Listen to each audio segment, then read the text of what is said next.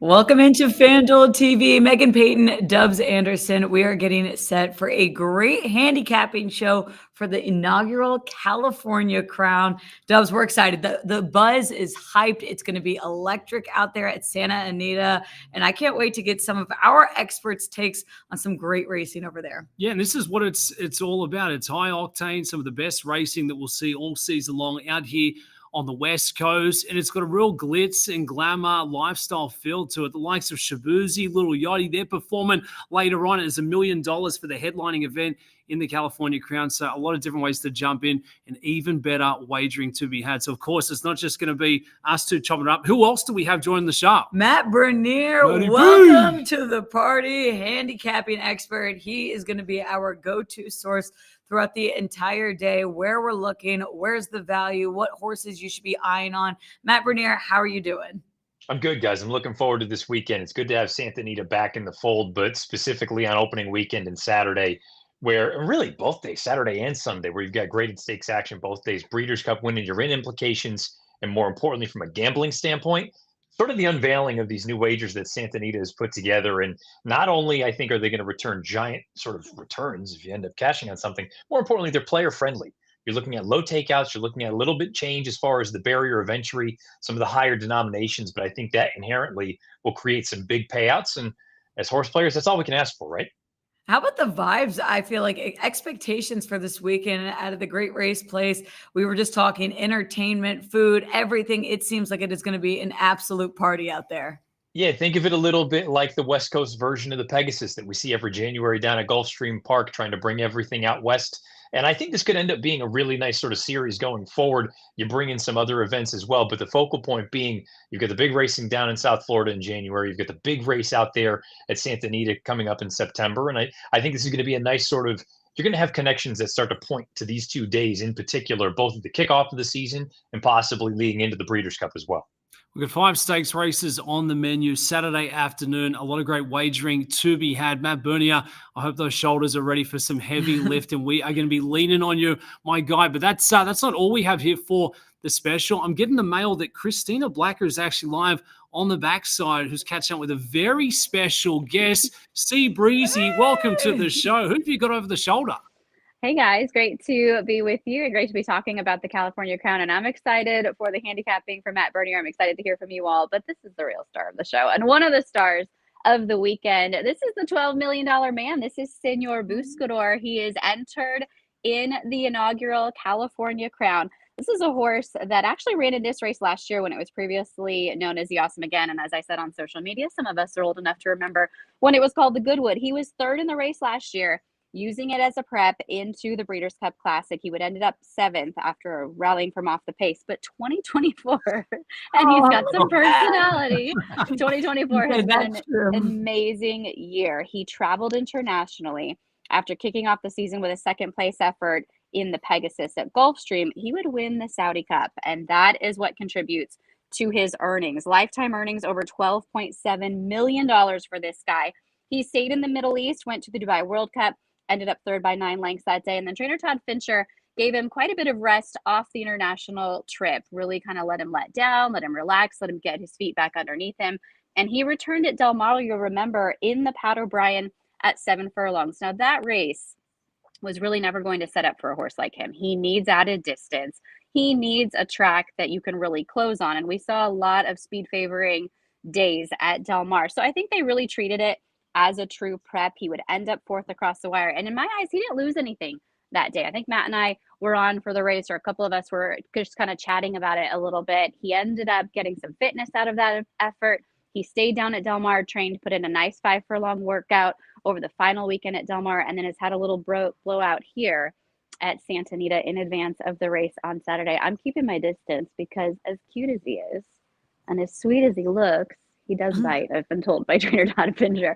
So he knows when the competition is coming, and he will be one of the horses that we're all looking forward to this weekend. And I think, as you guys will talk about the pace a little bit in the race, I think he gets a little bit of speed to chase. It looks like all 3 Baffert horses have a fair amount of speed. I don't think Senor will be too far off of it. Do you agree? Yes. You said yes, Christina. You are absolutely right. Yes. Will you my come character. Where are my carrots Yeah, at? I Christina, know. He wants the you've treats, and I brought nothing for him because I personally make it a policy not to touch anybody's horse who's racing that week because I feel like it's the respectful thing to do. But yeah, he looks $1 million, $12 million at that. Oh. Just such an exciting horse, and he's really taken his connections on the run of a lifetime all around the world. And he's just getting started here towards the end of the season with eyes on the Breeders' Cup. looks like he's getting a bit of a run up here. The 6-year-old, I tell you what a superstar in the sport of racing. See, Breezy, you've got one of the best eyes in the business. What do you see in there? I mean, looks dead fit. This character, I mean, you always want to see a bit of character from the better racehorses, right? Yeah, he's happy. He's enjoying himself back here. It's a little loud right now because they've got the trash trucks kind of going through, and we're getting close to feed time in the afternoon as well. So these horses are very much creatures of habit, creatures of routine. That's what keeps them happy. And he does look fitter than he was in the paddock on Pat O'Brien Day, which you would expect. They were using that race again as a prep, and it was at 7 furlongs. He needed that tightener. He's needed the little bit of training. I can also tell you guys the track here at Santa Anita has been really deep the past couple of weeks. If you look at the workout times just overall for the last couple of weeks since we came back from Del Mar, you're not seeing those blazing times that we used to. I think the bullet of 81 works at 4 furlongs the other day was 48 and change. That's not normal here at Santa Anita. So I do think they'll tighten it up a little bit before the weekend. Yes, see, he agrees again. You're such a character. But I think that the added time training, the added time over the deeper surface, it's all going to help. He's going to be very fit and ready for Saturday. Christina, just from the trainer's perspective, I mean, you would know what's most important between now and Saturday, the actual race. What's the focus for this horse as they get prepared? Well, the focus now is just to keep him happy. You know, you want to keep him in his routine. You want to take him out about the same time every morning. You want to take him over to school a little bit in the afternoons. Now, the atmosphere on Saturday will be bigger than I think we've seen on most Saturdays outside of a Breeders' Cup here at Santa Anita. But this is a horse that's used to it. This is a horse that's gone all over the world. This is a horse that had no problem in Saudi, had no problem in Dubai, no problem on the Pegasus program out at Gulfstream Park. So I don't think anything will phase him. He's always been kind of a dude, as you can see. And I think they just kind of dot all their I's and cross their T's, and you just wait for Saturday. Post positions have been drawn. Joe Talama will be in the saddle again. And so, yes, we're looking forward to Joe coming back to the West Coast. But it's just about, as I said, feed time coming up. He thinks we have his dinner. I think that's where we're getting a little bit more the atmosphere. And he has yawned a few times since we've been here. He's a horse that knows how to take care of himself. And the good ones really do. They rest, they relax when it's downtime, and then they get their game face on when it's time to get out there and compete. Senor Buscador, one of the headliners for the California Crown, the Grade 1 coming up on Saturday afternoon. It looks fantastic. Christina, we appreciate you getting us this special guest, but now the pressure is on. So we're going to give you a couple of minutes to run across the backside, find another VIP to join this handicapping special. This is the insight we need. This is what I want to see. But like he's got excitement, he's got character, and whether you believe in that prior to the race, it's at least fun to watch. It's entertaining. Absolutely. So we'll let Christina get back to it. Matty B, taking a look at the crown, Senor Buscador, Christina highlighted, $12 million and counting. It's a tough race. It's a tough field, but certainly looks to be a part of the conversation once they turn for home. Yeah, no question about it, guys. And I think, she hit the nail on the head. That Pat O'Brien, I don't think you really do anything with it. Think of it, we're in the midst of football season. I kind of look at that like it was a preseason game where, at the end of the day, you're just trying to kind of a means to an end to get on to the bigger and better things. Obviously, this being a stepping stone to the Breeders' Cup Classic. I also think the distance for him is really important. I don't want to say he's not a 1.25 mile horse because he's run well at it in the past, and that's what the Breeders' Cup Classic will be at. But this California Crown at 9 furlongs, 1 1/8 miles, 2 turns, I think this hits him right between the eyes. This, to me, or sort of an elongated one turn, that's his bread and butter, and that's what you're dealing with here. He won over in Saudi Arabia, 1 turn, 1 1/8 miles. He gets the 1 1/8 miles here on Saturday. So if he gets a little bit of pace to run at, which I agree with Christina to a degree, I think there's a lot of gas in here, but I do wonder if maybe the speed of the speed is going to be the most dangerous. If they line up, though, Senor Buscador's got as good a chance as anyone to come running from the back. Yeah. So that'll be in race number 9. We're going to go through race by race. There's some great wagering opportunities for the Santa Anita Inaugural California Crown, Saturday, September 28th. So you've got this all stakes pick 5, a 15% takeout, a $1 minimum. Look at all the specials on tap, the 2-day special doubles, and plenty more. Yeah, some great action going over the 2 days there, Saturday into Sunday. You highlighted the 2-day specials there with the low takeouts. You've got 15% takeout, $5 doubles. We've got the all stakes pick 6 with a 15% takeout, dollar minimum spend there, and the 2-day all stakes pick 4 as well. So no shortage for you bettors if you're looking to jump in and play along the California Crown All Stakes pick 5. That's certainly the one that's got my attention. And look, if you can be right on a day like this one, Matt, you could be looking at a monster score. So it's a great chance to really jump in, do your handicap, and do your form. And when you get these big prize purses, you get the very best in the game trying to swoop out here to the West Coast, trying to have their time in that sun. I think the other thing to keep in mind with days like this, specifically wagers like this, let's talk about the all stakes pick 5 on Cal Crown Day. The idea that you don't need to be right, real brilliant in every race. You have a couple of opinions, you can get a couple of favorites home, but you catch a number or two. Suddenly, this thing with the 15% takeout and the $1 base is going to pay considerably more than you're accustomed to seeing a 50-cent pick 5 pay on a normal Saturday across the country. That's the beauty of the low takeout and the beauty of that elevated barrier of entry. $1 versus 50 cents doesn't sound like much, guys. That's going to weed out so many of the other players in here. And I don't mean that you're not going to get them playing. It just means that when one horse loses that maybe a lot of people are pushing in on, suddenly that is an exponential difference where now your payouts, you're looking at 2 and 3x maybe what you would have anticipated had this just been for 50 cents. So I think everything that Santa Anita has done specifically for this day, but even going forward, is fantastic. They've put together the final 3 races of the day, pick threes, $3 base bet, 15% takeout. I just think everything that they're doing is going the right direction. It's all in favor of the player. And again, you don't need to be brilliant in every race. Have a couple of opinions. You can get a couple of favorites home, but you catch a number or two, and suddenly you're looking at a big payday. I feel like we need to take the approach as if we were building this pick 5 for the stakes races. So it's going to be races 5, 7, 8, 9, and 10. And while we don't have the odds morning lines yet, I mean, Matt, I know you know these horses better than anyone. We'll set you up. We'll get your opinions, but we'll start with race number 5. So it's going to be 6.5 furlongs. It's the 3-year-old fillies, $100,000 purse. I mean, hillside turf. How do you expect this one to play out?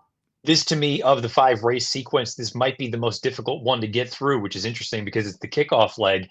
You can make a case for almost the entire field. And I'm not just saying that because here we are talking about Santa Anita. This is, to me, an opportunity to possibly catch a bit of a number because you've got a handful of horses that all seemingly have run into each other and they figure to take money again. Zona Verde comes out of a number of races where Alluring has been in there, and Tifona is another one that they've all kind of taken turns against one another.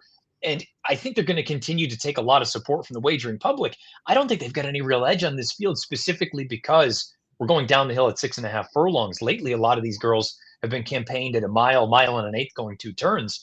So I think it kind of lends itself to either some fresh faces or some horses that have had success going down the hill. So the fresh faces to me would be one for Mark Cassidy, the number 10 Golden Canary, who's coming in from Woodbine. This is a horse that the last 2 starts have come going 7 furlongs and 6.5 furlongs. And that's important specifically coming from Woodbine, guys, because Woodbine has got a stretch that goes on forever and a day. So bottom fitness is not going to be an issue for Golden Canary. You see her striking the lead here. She goes off and wins by 3 lengths. I suppose the concern would be, does she get outrun? Because going down the hill at Santa Anita, some of those early splits are very, very quick. So she's probably going to encounter some speed that she's never seen in her life. But if this turns into an absolute kick for home at the very end, she's going to have the bottom. So I think she makes a lot of sense in here. Just to her outside, Tupi, the 11, another one that comes in from out of town, goes out for trainer Graham Motion. I'm going to ignore the dirt try at Tampa and the 2-turn route at Keeneland last October. Otherwise, this horse has done nothing wrong really throughout her entire career. This will be the first start off a little bit of a layoff. You're taking a look at a run from Laurel in the past. And to me, this is the sort of horse that the figures are there, has tactical speed, doesn't need to come from way out of it, can sit within a length or two, possibly even be a little bit more forwardly placed, knowing that we are going down the hill. I think Tupi is probably going to be vying for favoritism, but a horse that I could absolutely see making some sense in here. And for me, those would be 2 A's. The other A for me would be a horse called Andiamo Ragazza, who's the 2, goes out for Peter Miller. We haven't seen this horse. I think we haven't seen her in a while. Last time we saw her was September the 8th. It's actually been a few weeks. More specifically, though, sprinting on turf. We haven't seen her do that since August the 15th, and then her career debut back on May 18th of earlier this year at Golden Gate Fields. The two times she's gone one turn sprinting on turf, they're both victories. And the one at Del Mar two back, excuse me, was very, very impressive. Once she got out into the clear, she finished like a house of fire. This is a bit of an unknown going down the hill, but this could be an opportunity to get a price on a filly that's done nothing wrong sprinting on the grass. And to me, this is a prime opportunity to use her to kick off a pick like this.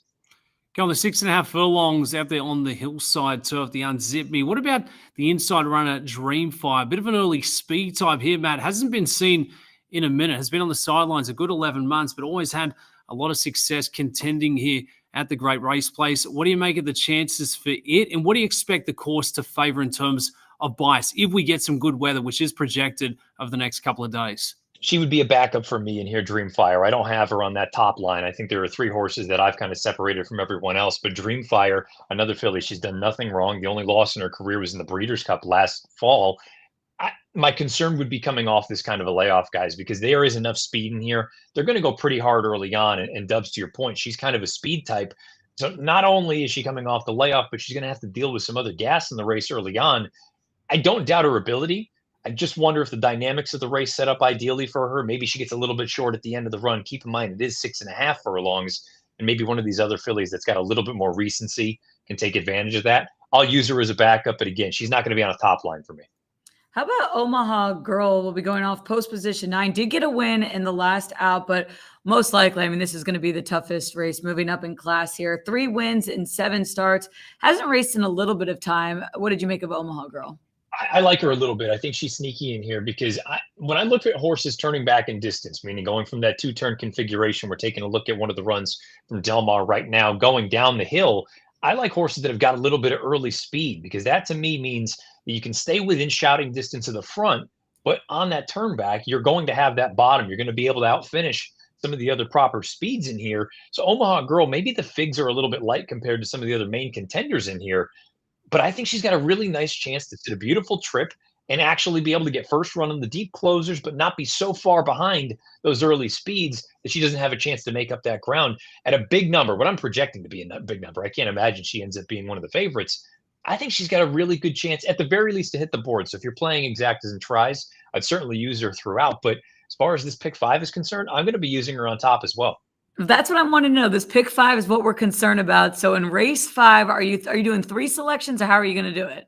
Yeah, so 4 mains for me in here, 2, 9, 10, 11. I think the 10 and the 11, those 2 fillies that we talked about coming in from the East Coast are probably among the likelier winners. We just talked about Omaha Girl. I like that good kind of tactical trait that she's got.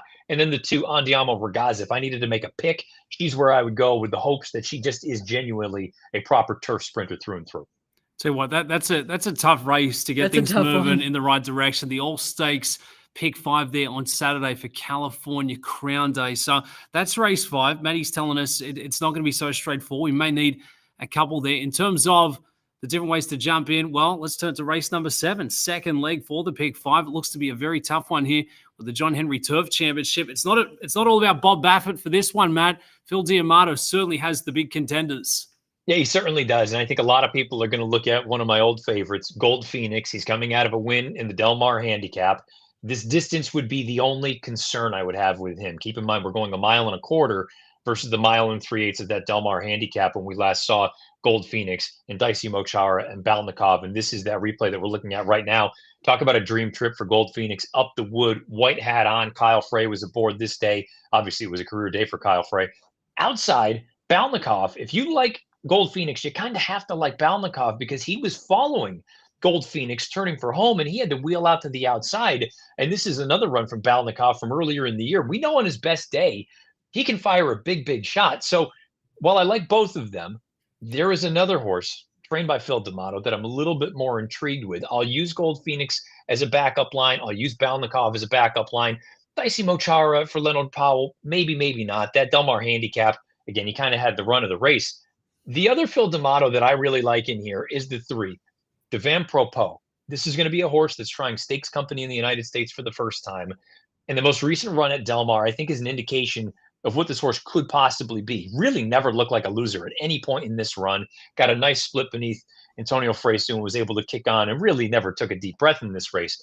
The run 2 starts back at Del Mar, I think he was the best. He was wide chasing, no pace whatsoever, and still kicked on at the very end. And then the stateside debut was at this exact configuration, guys, 1.25 miles starting down the hill at Santa Anita. And again, he never looked like a loser. I like also that he's got a bit of versatility. That debut here stateside, he was within a length and a half basically throughout. And in these other races at Del Mar, we've seen him come from 4 or 5 out of it. So I think Devin Propos, a lot of people are going to look at the mottos that are proven. I want to go with this one, the fresh face in this group. You're probably going to get a decent number on him. I can't imagine anything less than 6 or 7 to 1. And he's going to be the only main that I use in here, guys. I think you do need to make a decision, especially we talk about kind of the different denominations. Starting at $1, you can't afford to use everyone. You got to take a stand somewhere. This, hopefully for me, is going to be a bit of a separator where everybody's going to be using the proven commodities. I want a horse that I think is on the come up. That's the 3 Devin Propos. Matt, I'm going to throw you on the spot. The 3 there, Antonio Fresu, I felt like it was a bit of a breakout campaign last season out here on the West Coast. Who's another young pilot, underrated jockey that maybe you'd be looking to have not just a big Saturday afternoon, but maybe a big meet, someone who's really maximizing the mount? Well, I mean, you get all the big names, the usual names. You see the Juan Hernandez's of the world, primarily a combination of not only is he a great rider, but he's paired up with some of the bigger outfits as well. Umbi Rispoli, we obviously know he does the same thing sort of as well. Armando Ayuso doesn't get necessarily the same number of mounts for the top flight barns that we see from some of these other guys that we've already mentioned, but he is one that when you put him on a good horse, he's more often than not going to deliver a good ride. He ends up being aboard an Argentinian runner who's going to be making the second start here in the United States for Francisco Garcia's barn and Encinal. I don't know if in my heart of hearts, I think this horse is good enough to be competitive in a race like this, but I do feel pretty good that if Ayuso's aboard, he's going to give him every opportunity if he is good enough. So, and to me, we talk about riders. Some folks put so much stock into a certain pilot being aboard. Other people disregard entirely. I just want to have a rider that I feel like I can rely on. If the horse is there, he's going to give him every chance. I don't necessarily need a rider that I think is going to move a horse up 10 lengths or anything like that. I just want to have you put them in the position to succeed if they're ready to do so. I think somebody like Ayuso does that.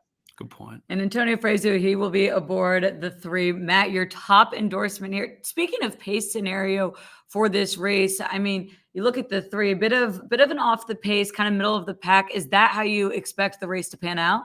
Yeah, so Megan, that's the interesting piece of this race. To me, there's only one horse that's real proper gas if they choose to do that. And I'm going to use him as a backup in here. The one Cabo Spirit, his recent form doesn't look all that good on paper. It's been a long time between drinks. As a matter of fact, his last win came in 2022 against 3-year-old restricted company.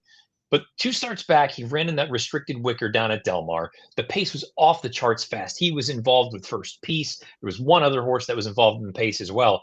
And I almost wonder if everybody got a little bit gun shy after that, because the next start, they didn't want to show any speed whatsoever. And it turned into the complete opposite of that run that we talked about from July 21st. On August 29th, there was a dawdling pace early on for a horse like Air Force Red, who we're going to talk about later on. He's in one of the stakes races. But for a horse that good to be able to go that slow early on, nobody was ever going to have a chance to kick him down. Cabo Spirit, if you just open up on this field, because I think that's the only way that he can win. If he opens up by 3 or 4 down the backside, and he's doing so going 49 seconds to the half mile, suddenly I wouldn't be stunned if he could get brave. This is a horse that, you got to go back a little ways. He's got quality. He's got back races that are good enough to be competitive at a big, big number. He's going to be north of 20 to 1. I will have him as a backup in the pick. So while the main A, the lone A, when I talk about mains and backups, I'm going to have one A horse. That is the 3 Devin Propos. Then I mentioned a couple of the other logical runners that we talked about before. But Cabo Spirit is going to be one of those backup plays where if I get beat by him, that's fine. So all my other backups are going to be gone the rest of the way. But now I'm sitting pretty. I've got a 20 to 1 shot that I've gotten home in the second leg, and I like my chances going forward. So he's going to be a backup as a horse that I think could be the lone speed in this race. That's the exacta. That's the side exacta throwing in the 1. Even if you isolate the 3 of the pick, that's what's great. It's we're building right now a bit of a pick 5 for this all stakes races, but maybe you look and isolate it just for maybe the bets within the actual race. Yeah, I think it's a really tough race. You know, the John Henry out there on the turf, going the distance. There's a couple of runners, a couple of outliers. I mean, 7 wonders there for Pete Urden. Something about just showing up in a big spot. Pete Urden really knows how to get him up for the occasion off that win last out down there at the Seaside Oval. So certainly projects to be a very, very challenging leg there for the All Stakes Pick 5. Hey, and I'm getting word we've got more insight from one of our very own, Christina Blacker. She is joining the party again. And I hear you've got another special guest. Where are we at? Megan, joining the party from where the party is going to be happening. So I'm upstairs here in the grandstand. And if you're familiar with Santa Anita, this is kind of the turf terrace area where you get some tables, some seats if you want to enjoy the races. I want you to take a look behind me because they were blasting Coldplay until about 10 seconds ago. Luckily, it's calmed down a little bit. These are the Delilah trackside box seats. And you do need to get in touch very quickly if you want to have an opportunity to sit here. This is one of the more premium locations at California Crown this year. And as you can see, the stage is right there in the middle of these box seats, right trackside as well. And from what I'm told, we've actually just bumped into Nate Newby here at Santa Anita. He said that a lot of the musical performances are going to be building throughout the day. So they are going to have some of these sets in between racing. And we're talking about Lil Yachty. We're talking about Frank Walker, the DJ. We're talking about Shabuzi as well, leading up to the California Crown. And then if we just kind of pan up a little bit, this is where you'll normally see the Silks tables. This is going to be Wally's, which is one of the culinary experiences that they've teamed up with H Wood Group for. Wally's is sold out. I'm looking online right now. This is clearly very popular and has already been taken. But there are still some box seats available kind of in the general area that many of us are used to coming to enjoy the races. And as Mike Joyce always says, the thing about the racetrack is the higher up you go for the seats, sometimes they're more expensive, but you're actually closer to the action in the cheaper seats. So there are still some box seats available. And then trackside down at the bottom, general admission, there's some great picnic tables. Those are generally first come, first serve. I think it's going to be the same scenario on Saturday, and that admission is $27. So if you want to be a part of this experience and don't necessarily have the bankroll for a Delilah or a Wally's type experience, you'll still hear the music. And there's actually another stage down there. I'm not sure if you can see from the kind of perspective that we're at right now. There's a second stage where you'll see more of these musical performances right down in the general admission section. There's also a few more kind of pop-ups that are going on down there in terms of food, in terms of beverages. I feel like I need to borrow a hard hat. It's literally all hands on deck here right now. There are so many people here. Did we show the speakers and the lights? Can you take a look at this like speaker and lighting system, What a you guys? setup. This is so Frank Walker is an incredible small. DJ. This is going to be a full-on show. I mean, this I've never seen anything like this. And I've been to the Pegasus for the last several years and have had the best time. There will also be a concert after the races. So a 2-hour set after the last race. The last race is the City of Hope Mile. So the California Crown is race number 9. Last race is the City of Hope, and that clash between Johannes and Trickery. I know you guys will get to that one, but there are still some seats available in these amazing premium locations. And yeah, they're back to, I don't know what they're doing, jackhammering something. I'm going to get a hard hat and go find another spot to show you. See breezy. There's Matty B, there's MP, and there's Dubsy. So we need 3 tickets. And Matt, we want the good seats. Yeah, we want to get ringside. I want the EDM. I want Little Yachty. I want Shabuzi in the mix there. But I'm only going to party if we can back a couple of winners. So we've jumped into the first couple of legs here for the Pick 5 on Saturday. California Crown Day, the headlining event being the California Crown, obviously. But let's turn it to the Eddie D, the Grade 2 presented by FanDuel, and certainly looks to be a very competitive race on paper. It'll be race number 8 going off at 7 p.m. Eastern. Early thoughts on this one, Matt? 6.5 furlongs out there on the turf. Guys, I mentioned how difficult the Unzip Me was, the race to kick off this Cal Crown All Stakes Pick 5. The other downhill race, this one, the Eddie D, I think is just as difficult, if not more so. I'm not going to get overly, let's say, ambitious in trying to narrow this race down because I don't have a super strong opinion. I got a number of horses I want to use as mains. I'm going to get narrow in the final 2 legs of the sequence. I think the inside 3 horses all have giant chances. Johnny Padres and First Piece, those are probably 2 of the more logical local hopes. Johnny Padres is a horse that does his best running from off the pace. He most recently finished 2nd in the Green Flash. That was going 5 furlongs at Del Mar.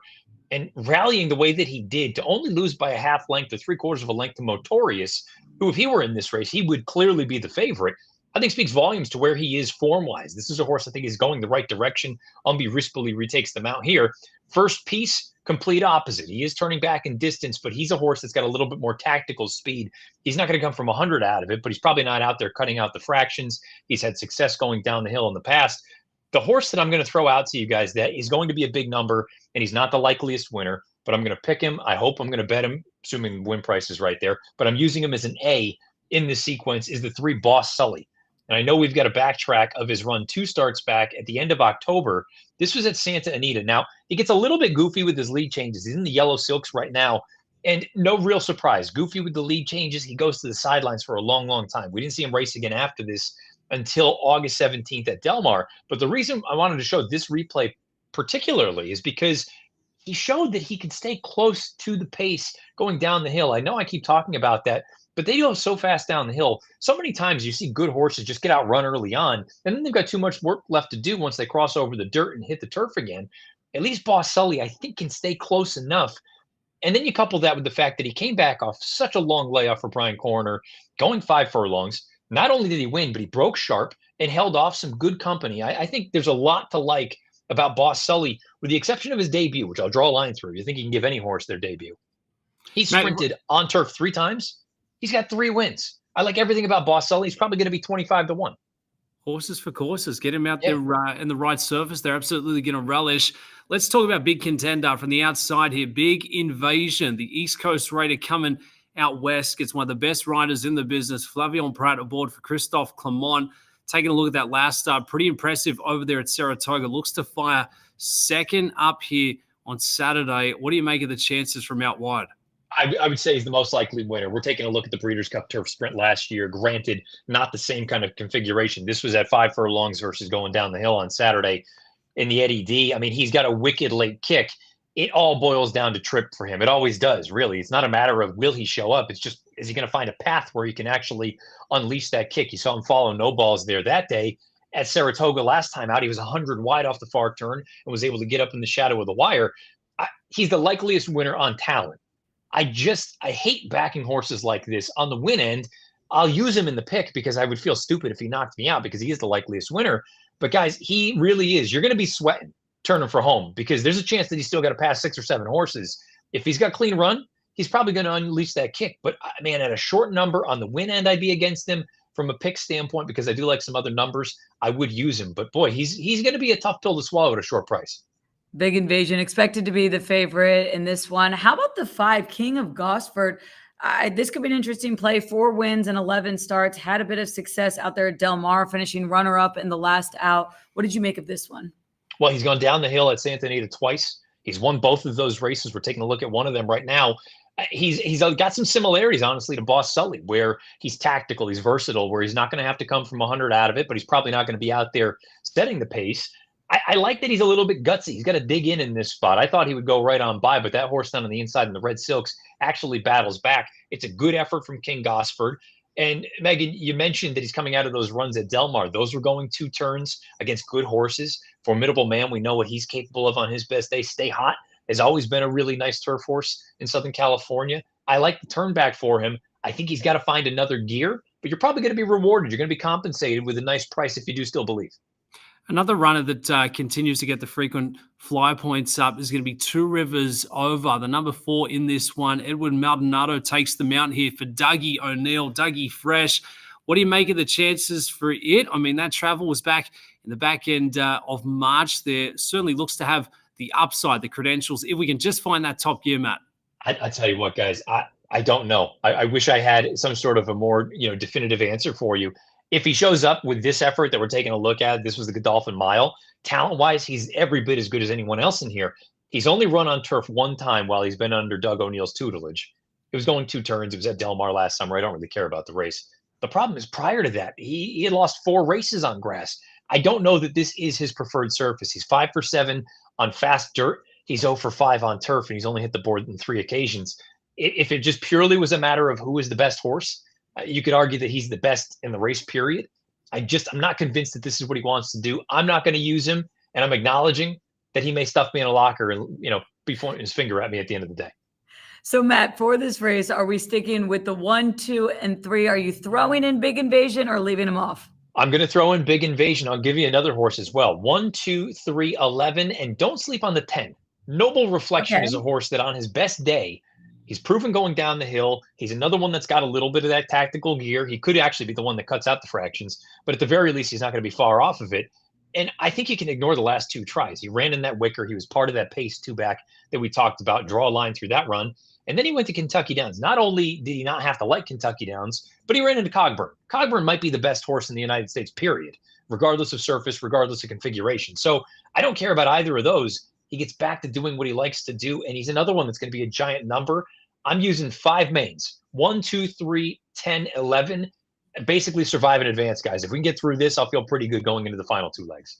And don't forget, you did isolate in the last one. So this is where you find your opinions, and that's how you build, and try to get some plus money for these pick 5s. All right, should we switch gears to the big race, the California Crown? The main event. $1 million This is the card on the line, formerly known there as the Awesome again. And we've got the 7 runners going into the gates. You got $1 million on the line. It's the best of the best. Well, most of the best anyway. Goes off at 7:30 Eastern Saturday afternoon. The punters, the horse players, they're primed up for a big spot. And Matt, I feel like it's nothing short of superstars across the board. Obviously, Bob Baffert's had a lot of success in this race prior. It's the final stepping stone, if you will, out here on the West Coast, pointed towards the Breeders' Cup Classic later this year. First thoughts on the makeup of the field, Matt?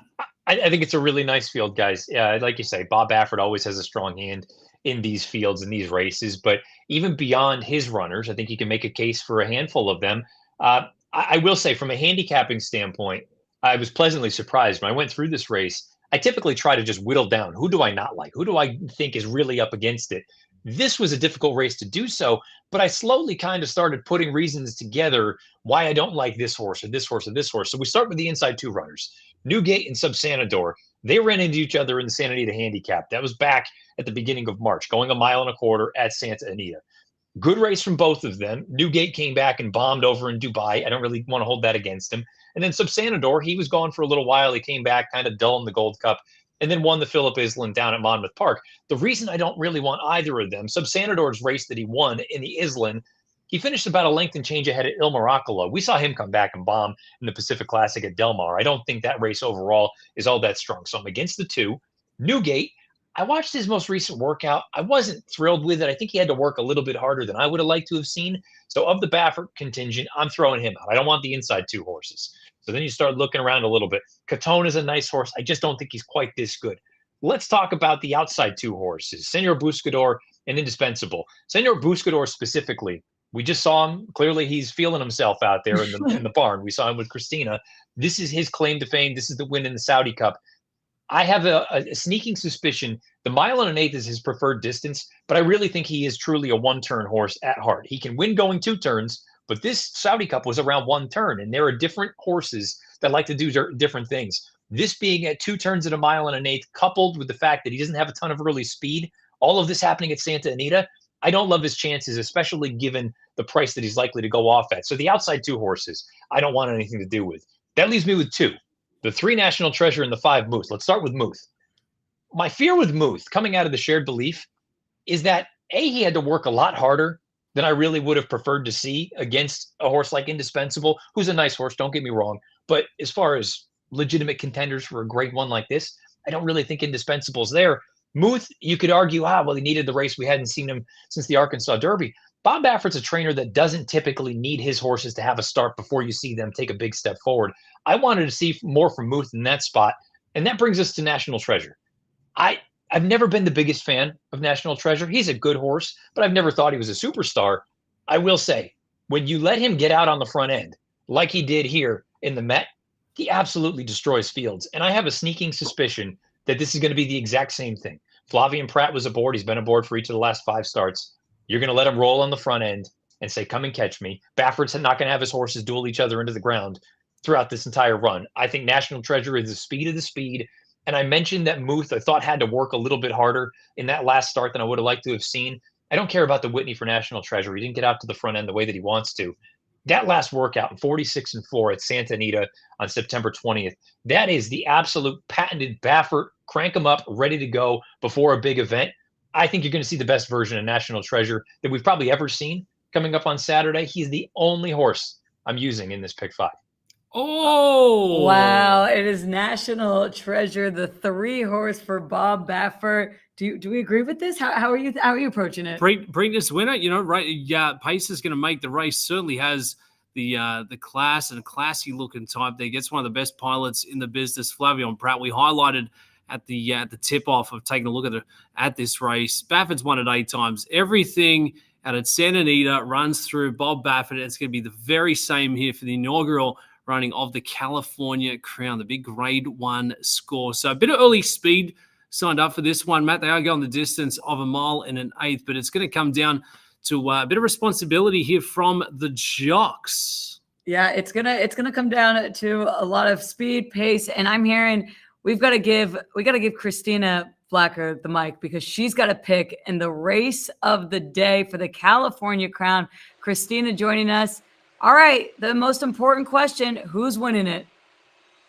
Again, I'm a little nervous because I did not win this horse this past year, and he made such a strong case for National Treasure. And I think if you look back at those races, like the second to Cody's Wish in the Breeders' Cup Third Mile last year, I mean, this is his true classy horse. And when he is at his best, he's definitely a triple-digit buyer speed figure type. He's run that absolutely can win this race. But I went back and forth between the two Bafferts, and I think what we're going to end up seeing, well, there's 3 Bafferts, but between National Treasure and Moof, I think you are going to see National Treasure on the lead. I think that Moof has already shown the ability to stop, and he sits just off of it. I'm really looking forward to him taking on older horses. And I think Bob Baffert was a little hesitant to ship him this year, talking about shipping him maybe to the Pennsylvania Derby when he got sick on them as they sent him back to the Preakness. So he's had time to really build up to some of his best, and I'm going to look forward to Moof as the top selection here. Let's take a look back at the Arkansas Derby with Moof.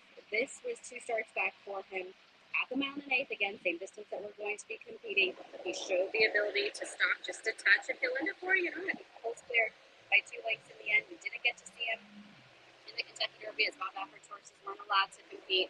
We did see him attempt to get to the Preakness, and then he came back with that shared belief effort last time. Now, when you talk about the heavy hitters that are on board for these Bob Baffert runners, you have Johnny B, we mentioned Flavian Pratt, we've got Juan Hernandez, his main man here in Southern California, aboard Moose. So I haven't taken a look at Third Rock. I feel like I'm missing a limb as I'm trying to handicap this race because those figures aren't out yet because we're still so early as it is Wednesday and we're looking forward to this race on Saturday. We actually usually draw the Saturday cards on Wednesday, but because this is such a big day, they drew on Monday. We've had a little bit extra time to take a look at those. I also wanted to take a look over my shoulder if you guys can just look to the infield for a touch, because as I was watching all the setup, it's very noticeable that we haven't seen anything set up in the infield here at Santa Anita, and that is because World Cup show jumping is coming here in November. You can see the rings already established out there. This is going to be, I think it's November 20th through the 24th. So we're talking after Breeders' Cup, a little bit later before we get back here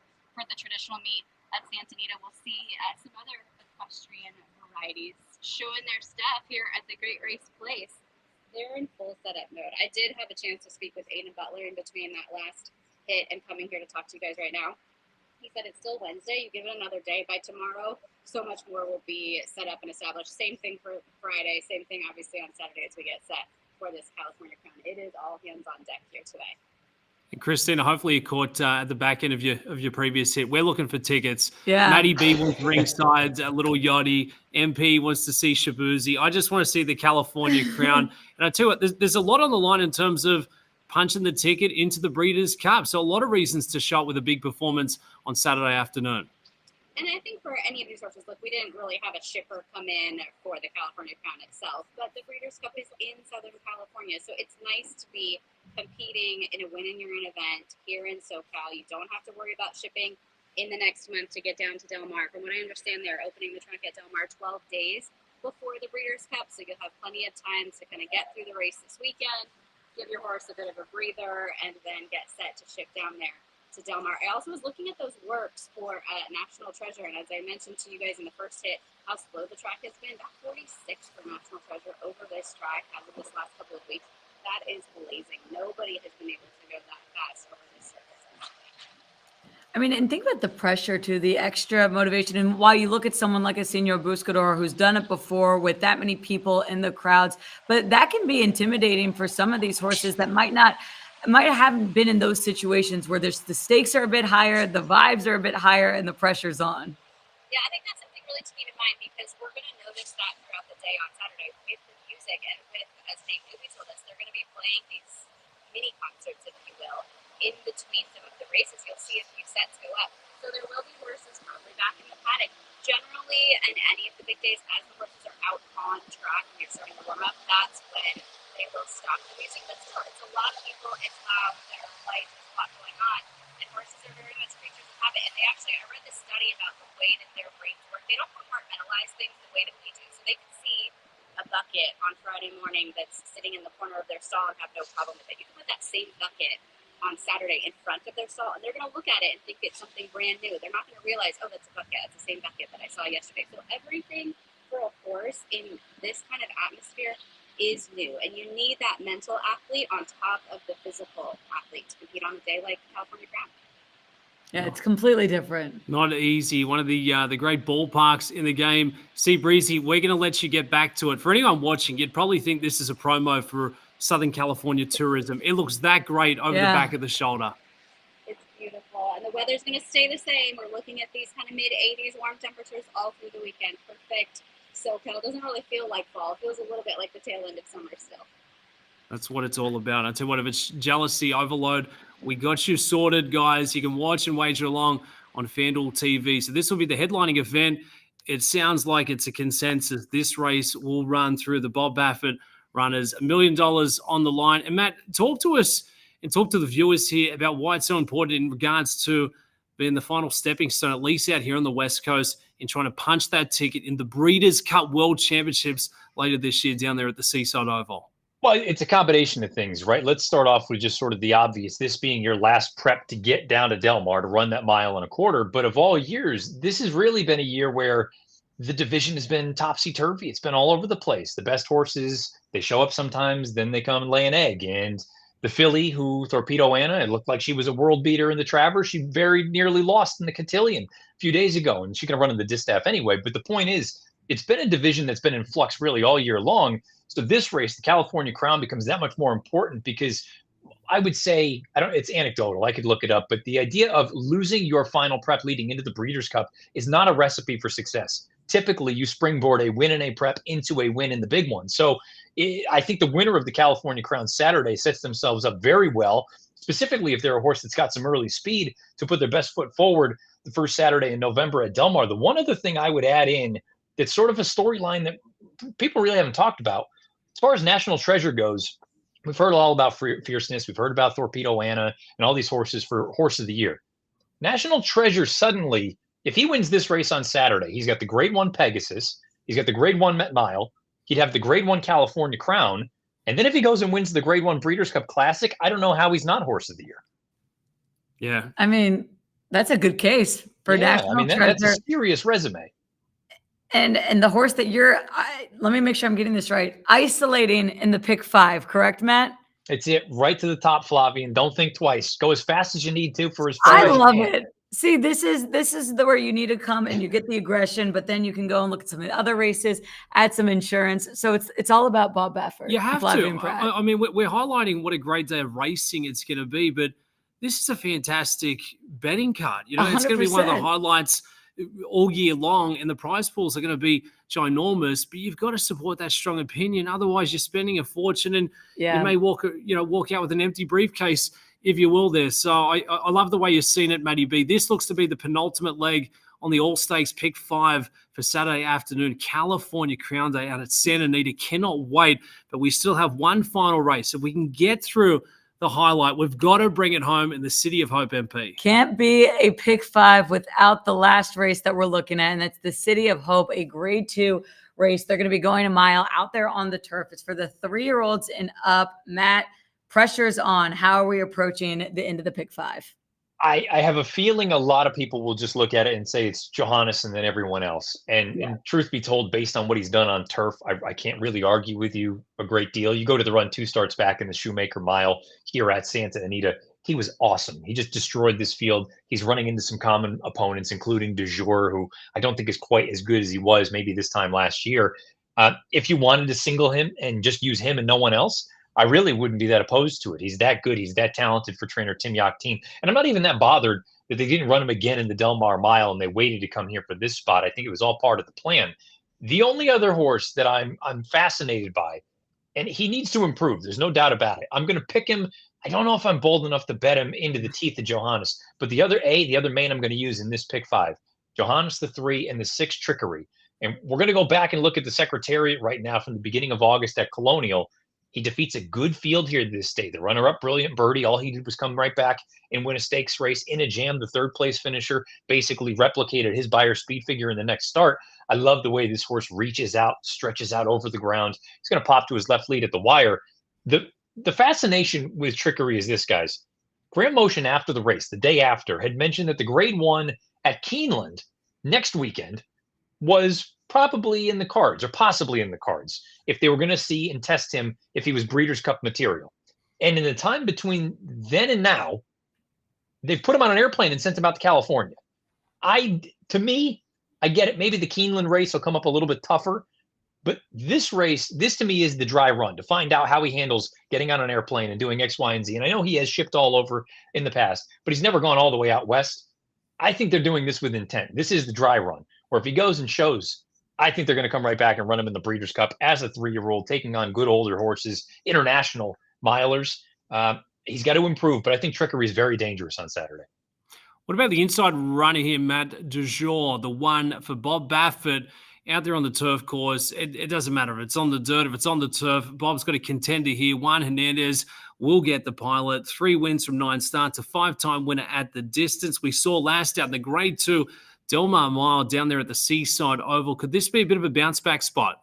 Yeah, I mean, honestly, Dubs, this race that we're looking at right now, if he does this, he's in with a good chance. This was at Santa Anita when he was at his absolute best. My concern is that he's not at his absolute best anymore. He's still very, very talented. That run at Del Mar was very strong. He still showed that late turn of foot. The problem is you need to be at your absolute best to beat a field that includes Johannes, who, by the way, the 2 times they've squared off, Johannes has had his measure. You've got to beat horses like Conclude and Almendaris and Astronomer. All those horses, he's running into them again, and he couldn't beat them at Del Mar. I don't know that I see a reason why Saturday would be any different. Turf racing often does boil down to trips, and the best horse with the best trip usually ends up showing out. But I'm going to be against Du Jour in here. Maybe Baffert will laugh at me after this one. I like him in the Cal Crown. I don't like him in here in the City of Hope.